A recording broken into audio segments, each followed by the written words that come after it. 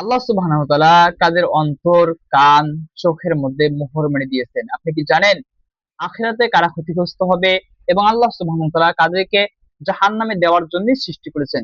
আল্লাহ সুবহানাহু ওয়া তাআলা বলেন, ওয়ালাকাদ যারানা লিজাহান্নামা কাসীরাম মিনাল জিন্নি ওয়াল ইনসি লাহুম কুলুবুন লা ইয়াফকাহুনা বিহা ওয়া লাহুম আ'য়ুনুন লা ইবসিরুনা বিহা ওয়া লাহুম আযানুন লা ইয়াসমাউনা বিহা উলাইকা কাল আনআম বাল হুম আদল। আল্লাহ সুবহানাহু ওয়া তাআলা এখানে বলেন যে আল্লাহ সৃষ্টি করেছেন জাহান্নামে দেওয়ার জন্য জিন ইনসানকে। জিন ও মানুষদের মধ্য থেকে আল্লাহ জাহান্নামে দেওয়ার জন্য সৃষ্টি করেছেন। কাদেরকে সৃষ্টি করেছেন? আল্লাহ সুবহানাহু ওয়া তাআলা তাদের ব্যাখ্যা দিতেছেন, তাদের অন্তর আছে কিন্তু তারা কেন জানি বুঝে না, হৃদয় উপলব্ধি করে না, চক্ষু আছে কেন জানি দেখে না, কর্ণ আছে, কান আছে কেন জানি তারা শোনে না। আল্লাহ তাআলা এদের বৈশিষ্ট্য বলতেছেন, উলাইকা কাল আনআম, এরা হলো পশুর মতো, বালহুম আদল, বরং পশুর চাইতে নিকৃষ্ট। নাউযুবিল্লাহ।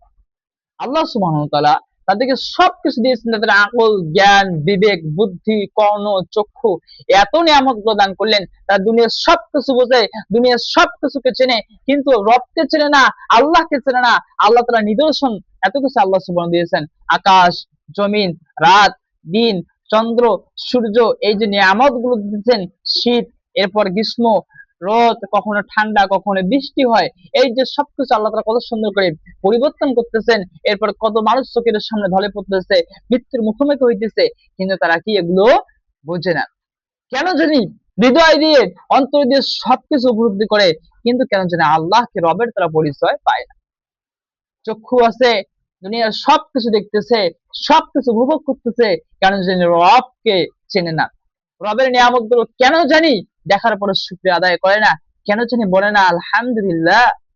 যে এই সবকিছু এমনি এমনি হতে পারে না, একজন আছেন তিনি হইতেছেন আমার রব আল্লাহ সুবহানাহু ওয়া তাআলা। কর্ণ আছে, সবকিছুই শুনে, চক্ষু আছে, সবকিছুই দেখে, অন্তর আছে, সবকিছুই বোঝে, কেন জানি আল্লাহর কথা, ইসলামের কথা, কোরআনের কথা কেন জানি তারা বোঝে না। মৃত্যুর পর একটা জীবন আছে, সেই জীবনে রবের সঙ্গে উঠতে হবে, হিসাব দিতে হবে। আল্লাহ পাক ইবাদত করার জন্যই সৃষ্টি করেছেন, দুনিয়ার সবকিছু তারা বোঝে কিন্তু আল্লাহকে বোঝে না। মৃত্যুর পর একটা জীবন আছে, কেন জানি তারা বোঝে না। আল্লাহ তাআলা এদের ব্যাপারেই বলছেন, উলাইকা কাল আনআম, এরা তো পশুর মতো, বালহুম আদল, এরা পশুর চাইতে নিকৃষ্ট। আর এদেরকে আল্লাহ তাআলা জাহান্নামে দেওয়ার জন্যই সৃষ্টি করেছেন। নাউযুবিল্লাহ। আল্লাহ জাহান্নামে দেওয়ার জন্য সৃষ্টি করেছেন, যে আমি জিন ও মানবকে জাহান্নামে দেওয়ার জন্যই সৃষ্টি করেছি এদেরকে। অন্তর আছে কেন জানি এরা বোঝে না, চক্ষু আছে কেন জানি দেখে না, কর্ণ আছে কেন জানি এরা শোনে না। এরা পশুর মতো। একটা পশুর কোন আকল, জ্ঞান, বিবেক, বুদ্ধি আল্লাহ তাআলা দেন নাই। একটা পশুর কাজ কি? সে শুধু খাবে, তার জৈবিক চাহিদা পূরণ করবে, সে ঘুমাবে, আর কোনো কাজ আছে? কোনো কাজ নাই। আর সে বাচ্চা জন্ম দেবে। যে সমস্ত মানুষগুলোকে আল্লাহ সুবহানাহু ওয়া তাআলা কাররামনা বানি আদম, বানি আদমকে আল্লাহ তাআলা সর্বশ্রেষ্ঠ করেছেন, মর্যাদা দিয়েছেন সমস্ত মাখলুকাতের উপর, জ্ঞান, বিবেক, বুদ্ধি সবকিছু দিয়েছেন। বানি আদমকে আল্লাহ তাআলা শ্রেষ্ঠ দান করেছেন।